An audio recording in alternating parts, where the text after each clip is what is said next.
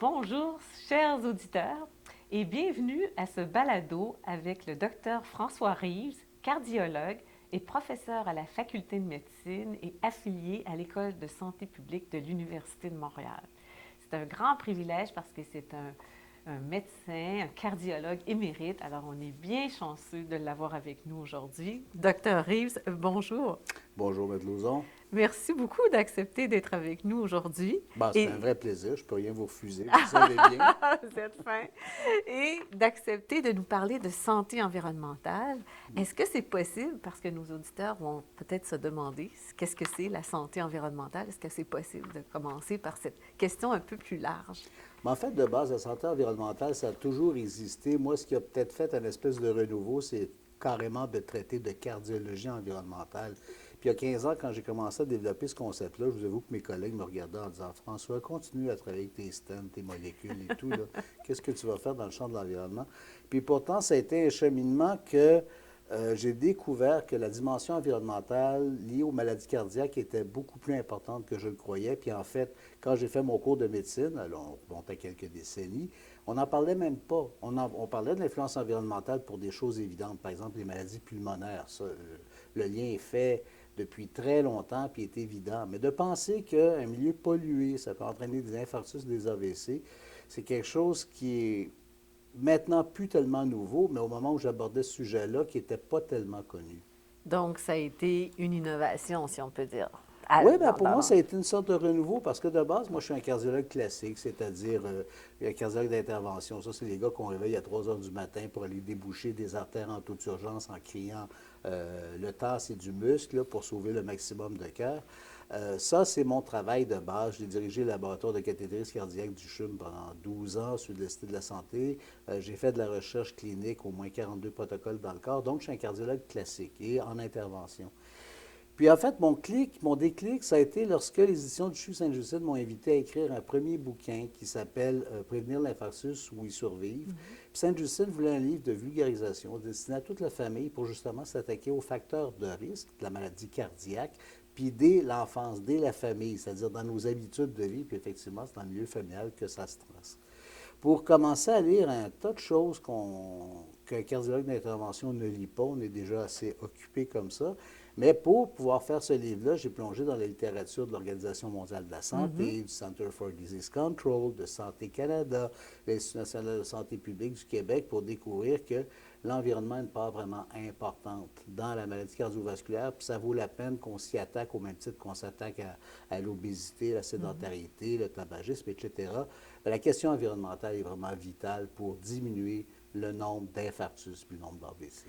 Donc, vous en parlez en termes préventifs, mais est-ce qu'il y Oui. a quelque chose à faire aussi en termes curatifs au niveau de la santé environnementale? Ben, en fait, l'idée, c'est d'éviter ce que j'appellerais les facteurs de risque environnementaux. Alors, si on les évite, on diminue à ce moment-là le risque de faire un AVC, un infarctus, une mort subite, etc. Donc, dans ça, c'est une question vraiment de prévention, puis aussi de renforcer un message. Les gens de santé publique, là, tout ce que j'ai cumulé ensemble, les gens de santé publique le savaient bien avant les cliniciens, dans le sens que c'est eux qui ont fait les études, c'est eux la science, c'est eux qui font les publications et puis qui font tout le matériel sur lequel nous, on se base pour ensuite pouvoir faire une pratique. Mais la médecine, ça a toujours été ça. La médecine, ça a toujours été de rassembler toutes des sciences possibles et imaginables. Juste en cardiologie d'intervention, on fait l'appel à tout le monde pour finalement arriver que lorsque quelqu'un est en infarctus aigu, qu'on sache exactement comment le traiter avec les meilleurs outils, les meilleures molécules, puis faire en sorte que ça a été juste un excellent parcours.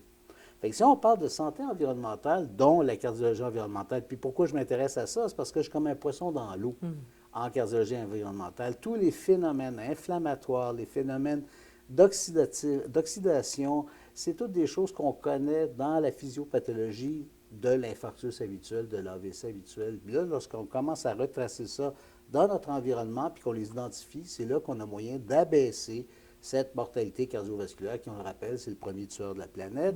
En Amérique du Nord, c'est aussi le premier tueur né à né avec le cancer, puis c'est quelque chose qu'on peut moduler. Fait que c'est ça l'intérêt de la cardio-environnementale. Et donc, on va en parler plus, mais qu'est-ce que vous pouvez faire au niveau de la santé environnementale? Donc, les principaux problèmes de santé environnementale au Québec, comment comparons-nous avec le Canada, par exemple? Est-ce qu'on est pire qu'au Canada? Est-ce qu'on est pire qu'ailleurs au niveau de la santé environnementale? En fait, je vous dirais qu'il faut regarder selon l'endroit où vous habitez, parce qu'il y a Santé Canada a fait toutes sortes de publications, dont la monumentale étude CanCheck, qui a regroupé en fait l'Agence spatiale canadienne pour l'utilisation des satellites pour mesurer la pollution au sol, les, euh, les facultés de médecine d'un bout à l'autre, Santé Canada et Environnement Canada pour colliger les données de plus de 2 millions de Canadiens. C'est Puis on se rend compte que c'est selon l'endroit où vous habitez, puis à côté de quoi vous êtes exposé. une À autoroute savoir, ou... par exemple, où une mine de charbon ou une grosse source de pollution. Donc, c'est votre exposition à l'endroit où vous êtes qui est un déterminant. Donc, vous avez des coins idylliques au Canada, puis vous avez des coins qui posent problème au Canada. D'ailleurs, quand on regardait la liste des villes les plus polluées, ça a peut-être changé un petit peu parce que c'est des données qui datent d'à peu près 5-6 ans, mais la ville la plus polluée, c'était Sudbury, suivie de Toronto, suivie de Montréal. Oh, quand même. Et puis, il y a une bonne partie de cette pollution, on le sait. Pourquoi Sudbury? Parce que c'est la ville la plus au sud du Canada, puis juste sous le vent des grosses centrales au charbon du Midwest américain. Oh, Donc, Sudbury, ce n'est pas que sa pollution pas Sudbury, je m'excuse. Windsor. OK. Windsor. Donc, parce que c'est la plus exposée sous les vents dominants. Donc, là, on parle de pollution atmosphérique, mais moi, j'aimerais juste revenir à, en fait, 15 ans de réflexion à ce sujet-là, puis avoir été présenté à peu près partout avec toutes sortes de sommités, dont 3 fois avec l'Organisation mondiale de la santé. Je dirais que les 4 points cardinaux de la santé cardiaque environnementale, c'est un, la qualité de votre air. En d'autres termes, est-ce que vous avez ou pas des agresseurs, des nano-agresseurs aériens Dans l'environnement dans immédiat. l'environnement, ce que vous respirez. Et puis, évidemment, là, on va parler du smog et de la pollution atmosphérique. Le deuxième vecteur, c'est quel est le taux de nano-agresseurs alimentaires, parce que selon l'endroit où vous habitez, puis j'ai eu la chance de vivre à plusieurs endroits pour se rendre compte que l'offre alimentaire, bien, tu prends ce qu'il y a, tu vas manger comme les gens autour et à un moment donné, sans t'en rendre compte, tu peux avoir une consommation, surtout dans les aliments hyper transformés.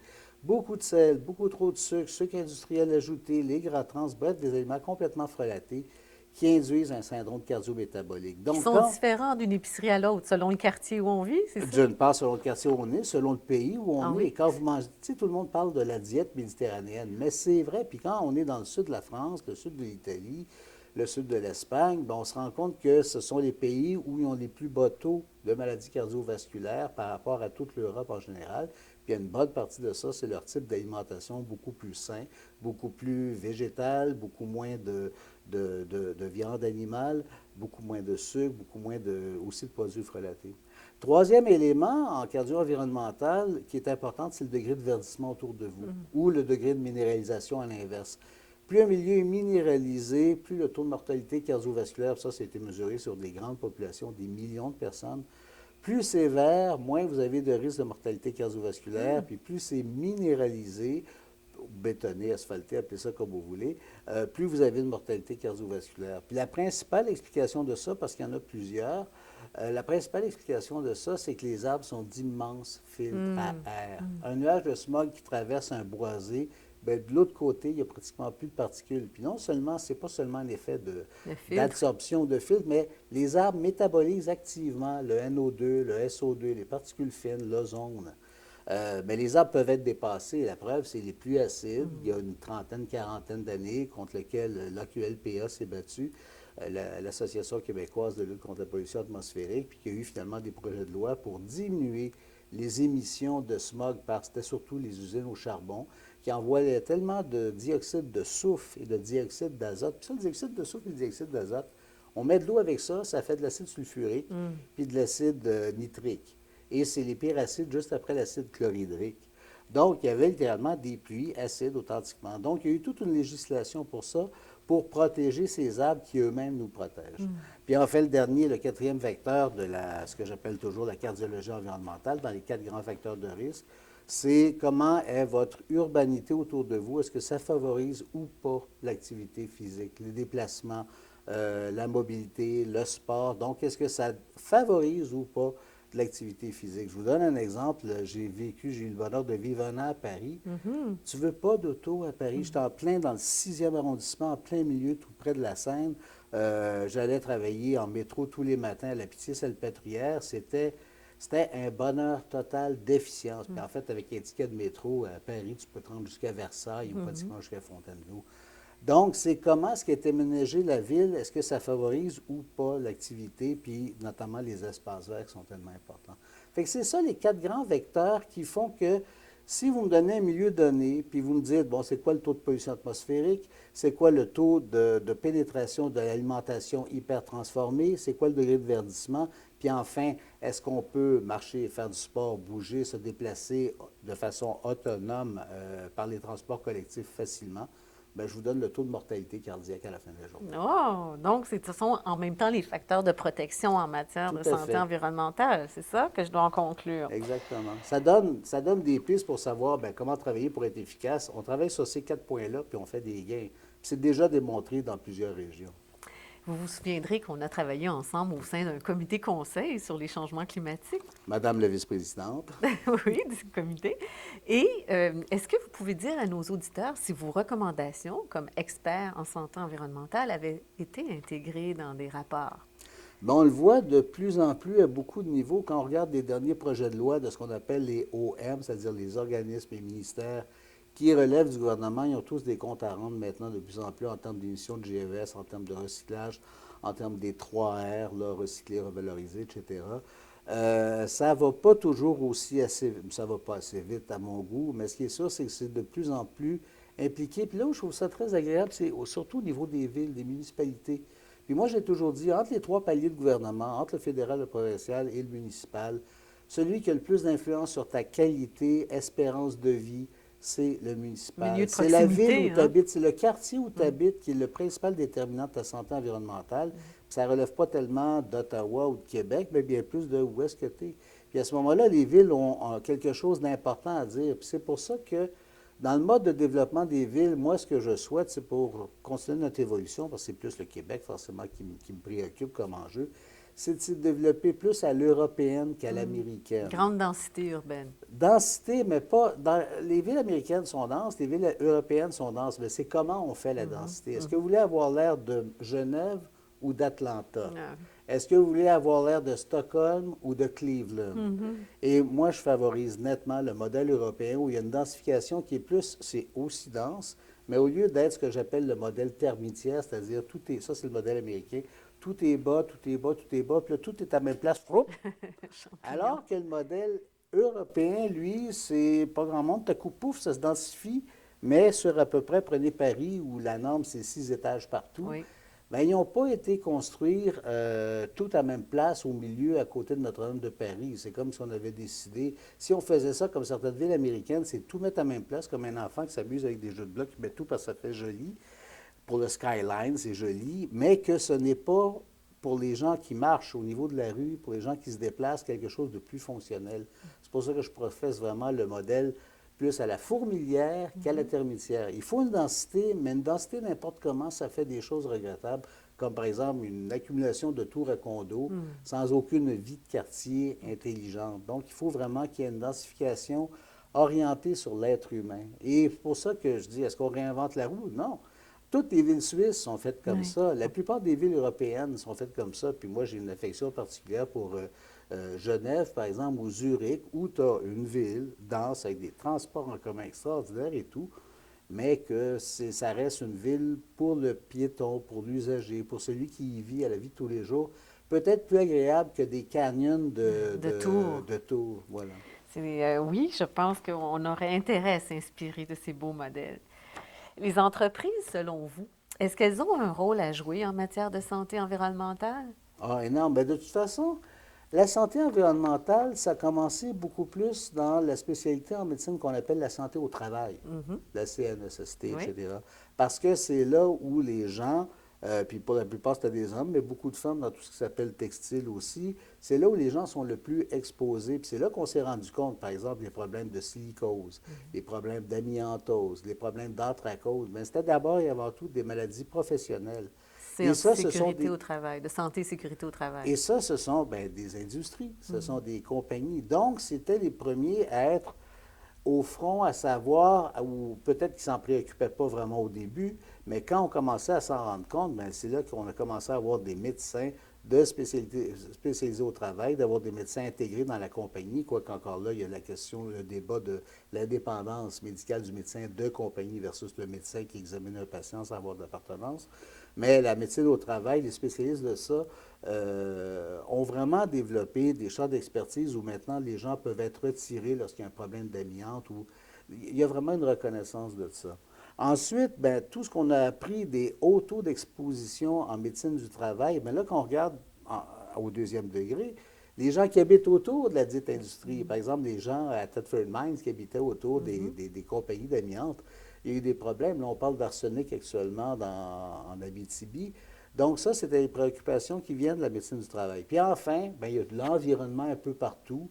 Ce qu'on respire autour de nous, qu'est-ce qu'on est à côté d'une voie routière polluée, à côté d'une source d'énergie fossile qui émet beaucoup, ou à côté, par exemple, d'un port où il y a des transvasements de substances. Donc là, ça s'étend. Et c'est qu'on réalise que, en termes de pollution, ça ne prend pas énormément de pollution pour changer la vie d'une personne. Avant, on pensait que c'était des gros taux, comme le grand smog de Londres, le Great London Smog, où c'était de la purée de poids, littéralement, qu'il y avait. Là, on se dit, ben, des taux de pollution modérés, légers modérés, c'est aussi grave que ça? Ben oui, on s'en rend compte. Je fais un parallèle avec le plomb. Pendant des années, on a eu du plomb dans l'essence en se fichant complètement de ce qui arrivait de se faire vaporiser du plomb dans le visage à grandeur des grandes villes comme ça pour finalement se rendre compte que ça avait une toxicité, que notamment ça abaissait le quotient intellectuel moyen des populations lorsqu'on était exposé à un grand taux de plomb dans l'environnement. Et on a vu, en éradiquant le plomb de l'essence, que la plombémie, le taux de plomb des Américains, des Nord-Américains, a baissé de la même façon, puis qu'on avait des gains de 5 à 7 points de quotient intellectuel sur des grandes populations chez les gens nés après 1980. C'est dommage pour moi, j'ai manqué mon tour. Je reconnais votre humour. On parle de plus en plus des injustices environnementales, Oui. puis on se demandait s'il y a une réalité qui se traduit sur le terrain par des inégalités de santé. Ah bon, c'est une évidence que la cruauté de la vie humaine, c'est qu'il y a des gens chanceux, des gens malchanceux, des gens nantis, des gens mal nantis, puis que je pense qu'en toute équité, on doit faire un maximum pour diminuer ces différences-là. De quelle façon, tous les modèles politiques, on les a vus passer dans le courant de l'histoire. Puis c'est certain que, ben, en fait, quand on regarde tout ça, c'est peut-être dans le modèle de la social-démocratie qu'on a le meilleur équilibre entre garder une autonomie puis l'aspiration de vivre puis de faire des choses, pas être soumis à un régime complètement totalitaire ou communiste pur et dur, puis en même temps que ce ne soit pas le Far West puis toujours au plus fort de la poche. Donc la social-démocratie, c'est peut-être le meilleur véhicule que je constate pour amener une population générale à un meilleur état de vie. Puis c'est certain, il y a même, quand vous parlez de politique, puis moi je n'embarquerai pas dans des grands, c'est pas ma compétence, c'est pas ma spécialité, mais ce qui est certain, c'est que tout aspect de la médecine finit par toucher à la politique et tout aspect de la politique finit à toucher à la médecine. Puis il y en a beaucoup qui disaient qu'à terme, ben, la médecine globale totale devient de la politique, ce qui n'est pas faux. Mais ce qui est sûr, c'est que je crois dans des sociétés, des fois on peut être découragé de certaines choses qui se passent actuellement, là, en se disant ça se peut pas en 2022, un embryon de Troisième Guerre mondiale, ben on a vraiment à composer avec ça. Mais quand même, c'est que la tendance globale de l'humanité va vers quelque chose qui s'améliore, même si c'est loin d'être parfait, même s'il y a des choses absolument indicibles qui se passent actuellement. Le courant global est bon. Et puis là, c'est de faire la part des choses entre les aspirations, puis également l'équité d'une personne à l'autre. Puis cette équité-là, bien, ça commence par un accès, ça David Suzuki l'a toujours dit, un air propre, une eau propre, une terre propre. Ça commence avec ça. Un accès à la santé aussi, hein? Et j'ai trouvé ça très intéressant quand j'ai lu sur vous que dans le cadre de votre pratique, vous utilisez notamment le Shinrin-yoku, et je ne sais pas si je le dis comme il faut, pour traiter certains patients. Est-ce que vous pouvez nous en parler, puis est-ce que je l'ai dit comme il faut? Oui, c'est Shinrin-yoku, mais je vous dirais, bon, le Shinrin-yoku, qu'est-ce que c'est? Au Japon, c'est considéré comme une mesure de santé publique officielle depuis 1983, au même titre que l'hygiène. Bon. Et puis, les Japonais, dans leur culture, notamment la religion shintoïste, Ils ont une grande vénération de la nature avec une espèce de connexion en se disant qu'il y a quelque chose de plus grand que nous. Et c'est particulièrement lorsqu'on est en forêt qu'on le ressent le plus à cause du contact de proximité immédiate des arbres. Puis d'ailleurs, ils ont préservé des forêts absolument magnifiques pour arriver à ça.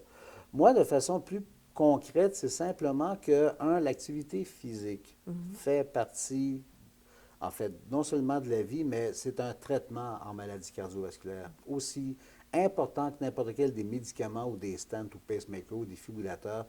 Nos gens en cardiologie préventive, à la suite qui ont fait leurs problèmes puis qu'on est en train de les rebâtir, l'activité physique en fait partie. Puis tant qu'à faire de l'activité physique, faisons ça dans un milieu vert plutôt que sur Sainte-Catherine. Ils ont fait d'ailleurs une belle étude en Angleterre qui comparait des gens qui se promenaient sur Oxford Street, un peu leur Sainte-Catherine, et dans Hyde Park, un peu notre Mont-Royal. Et puis, ils mesuraient les paramètres respiratoires et oxydatifs des gens. Puis, il y avait une différence monumentale entre les gens qui marchaient mais dans le smog des autobus à 2 étages, etc., par rapport en milieu vert. Donc, moi, je ne fais pas une application au pied de la lettre comme le shintoïste le recommande, mais moi, personnellement, je me sens tellement bien en milieu vert que je ne peux pas croire que ce soit simplement une vue de l'esprit. Puis deuxièmement, toutes les études ont démontré en milieu vert vraiment une amélioration d'à peu près tous les paramètres de santé. Et quand on prescrit de l'activité physique à quelqu'un, la faire en gymnase est très bien, mais je pense que le meilleur endroit pour le faire, c'est si vous allez me faire pendant je ne sais pas, moi, 1 heure, 5 kilomètres sur le Mont-Royal, ben, c'est le meilleur rapport qualité-prix en termes de profiter à la fois de l'activité physique puis d'un milieu favorable à ça. Donc, il va falloir qu'on intègre ces belles pratiques. Et puis, Dr. Reeves, nous terminons toujours avec des questions ludiques à la fin de nos balados. Et j'en ai 5. Et la première, c'est quel est le mot ou l'expression que vous préférez dans le domaine du développement durable? Ben, ça reste peut-être durable. Parce que j'ai vu toutes sortes de modes partir sur une espèce de greenwashing où on fait des exemples pour diminuer la consommation de ceci ou de cela, puis finalement, c'est des coups d'épée dans l'eau, c'est beaucoup plus des symboles. Et puis, c'est de trouver justement un concept de développement durable, mais durable, qui ne soit pas simplement une mode temporaire. C'est la question vraiment de la durabilité. Il y a l'expression que je vais emprunter d'un oncle qui m'échappe, qui s'appelle Hubert Reeves, puis qui a probablement été mon meilleur professeur à vie dans tout ce que j'ai fait. Mais Hubert, ce qu'il disait, la vraie préoccupation, c'est pas de sauver la planète, elle va s'arranger toute seule. C'est que la planète reste habitable. D'où le durable, parce que tout ce à quoi on assiste de façon beaucoup plus massive dans les 5 dernières années, ben, pour moi, c'est vraiment inquiétant, puis pas pour 2100, pour 2023, 2024, 2025, 2026. Toutes les catastrophes climatiques, j'en fais pas l'énumération, mais je pense que là, le monde commence à comprendre réellement que c'est pas ce qu'on nous annonce au GIEC depuis 1988. Ça fait déjà 6 rapports Ce que ne je sont lis pas des théories. religieusement. Absolument pas, mais c'est encore là, c'est les mêmes scientifiques que ceux qui sont capables d'aller placer un homme sur la Lune. Fait que si ces gars-là sont capables d'aller placer un homme sur la Lune avec cette efficacité, ils ont démontré que la science marche. Oui. Et quand des gens de cette même compétence-là font la démonstration de toute la dérive de la qualité de notre environnement, on a une boule bleue absolument unique. C'est notre seul habitat, puis il faut le préserver. Il faut absolument le préserver. Il faut bien vivre, il faut exploiter ce qu'elle a à nous offrir, mais de façon intelligente, de façon à ce que dans 100 ans, dans 200 ans, dans 300 ans, la Terre se ressemble encore. Ça se régénère Puis que aussi. ça n'a pas l'air de la planète Mars d'ici une Non, couple de siècles. oui. Et quelle serait la personne qui vous inspire le plus dans le domaine du développement durable?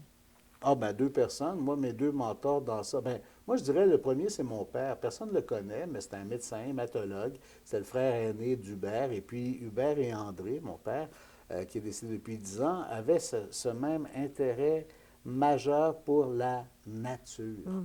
D'ailleurs, il disait en boutade, à l'époque où l'environnement, on appelait ça la nature. L'écologie. Alors, puis ça, c'est toute ma famille. En fait, la nature de façon globale, la beauté de la... Mon père est devenu médecin par son intérêt pour ça. Hubert est devenu astrophysicien par son intérêt de comprendre comme... Les deux, c'était le même objectif, en fin de compte, c'est de pouvoir scientifiquement apprivoiser puis savoir qu'est-ce que c'est que cette nature-là offrait. Donc, mon père en premier, puis ensuite, ben, Hubert, forcément, et David Suzuki. Ces deux personnes-là, deux grands scientifiques. Hubert qui a la médaille Albert Einstein, qui est juste le prix suivant après le prix Nobel, puis Suzuki qui a un textbook qui a été réédité, je pense, 7 fois, une sommité en génétique. Mais ces deux personnes-là sont parties de l'astrophysique et de la génétique pour arriver en disant, hey, l'environnement où on est, ça va tout déterminer, puis c'est extrêmement important qu'ils en ont fait tous les deux leur cause. Leur profession aussi, Oui. hein? Sur une échelle de 1 à 10, où croyez-vous que le Québec en est en termes de développement durable? Globalement, je dirais un 7, puis à cause d'une chose, c'est la décision tellement éclairée tant de René Lévesque que de Robert Bourassa d'avoir nationalisé l'hydroélectricité, puis ensuite d'avoir dit, quand il y avait le choix entre le nucléaire et l'hydroélectricité, puis il ne voulait pas s'embarquer dans les centrales au charbon, mais la décision de prendre le réseau électrique fait que le Québec part avec une longueur d'avance incroyable, avec 50 de l'énergie totale. Ça, c'est le comité que vous avez présidé, chère Hélène, où j'ai appris tellement de choses en dehors de la médecine. C'était le vecteur que j'apportais. Bien, tout ce que j'ai appris auprès de Stephen Guilbeault, de vous, puis tous les autres experts, ça permet de faire une espèce de perspective où est-ce que c'est réaliste et où est-ce qu'on peut aller vite dans la démarche de notre lutte au changement climatique. Puis on le voit à quel point l'hydroélectricité, dans le plan pour une économie verte, l'électrification a sa place importante C'est aujourd'hui. complètement sur le dessus. En fait, le mot d'ordre, c'est d'arrêter par tous les moyens possibles de brûler. Il ne faut pas brûler de combustible fossile. Il faut prendre l'énergie solaire. D'ailleurs, on dit, chaque minute, le Soleil nous envoie 8000 fois la quantité d'énergie qu'on utilise actuellement toute l'humanité au complet. C'est que c'est à nous d'être assez astucieux pour la capter. Puis là, on parle du solaire, de l'éolien, de l'hydrolien, parce que tout ça dépend du solaire, essentiellement. Donc, c'est d'aller résolument vers ça, puis d'arrêter de brûler, donc arrêter de contaminer globalement. Donc, vous avez parlé de la plus grande fierté, hein, en même temps, en parlant de l'électricité, j'imagine que c'est la plus grande fierté qu'on peut avoir en développement durable. Est-ce que Certainement, c'est certainement. l'électroélectricité? Oui, oui. Et je termine toujours en demandant si la réincarnation existe. Mais à un scientifique, je ne sais pas qu'est-ce qu'il pense de ce type de question-là, mais entre un arbre, une plante ou un animal, en quoi vous pourriez ou souhaiteriez vous réincarner si ça existait? Ben, en fait, ça c'est intéressant parce que c'est toute la dynamique du bouddhisme qui est peut-être dans toutes les religions, c'est une opinion bien personnelle, celle qui est le plus compatible avec une qualité de vie et une bonne intelligence avec tout le monde, quel qu'il soit. Puis en termes de réincarnation, ce que j'aimerais, ce serait en fait après la mort, on ne le sait pas, personne ne le sait. Puis, en fait, moi, je suis même plutôt agnostique dans ça. Mais J'imagine. s'il y avait effectivement une espèce d'équilibre global dans lequel on peut s'insérer pour ajouter une espèce d'énergie dans ça, je vous dirais que c'est dans cet équilibre global-là que je préférerais être. Mais autrement, ben, mes molécules, ils vont servir à nourrir un beau grand chêne au cimetière des Côtes-des-Neiges, là où mon père, mon grand-père, mon arrière-grand-père sont enterrés. C'est un plaisir, François, de vous avoir avec nous. Vraiment, vous êtes une personne engagée, passionnée. Vous nous apprenez beaucoup de choses. Vous avez une culture très large aussi. Alors, merci de nous permettre d'en savoir davantage. Et on voudrait continuer à discuter avec vous. Alors, au plaisir de se reprendre sur un autre sujet, peut-être éventuellement. Merci beaucoup. Ça a été un vrai plaisir, chère Hélène. Puis merci de tout le travail que vous avez fait pour justement amener la bonne parole à toute l'industrie du Québec. Merci beaucoup. Merci aussi. Au plaisir.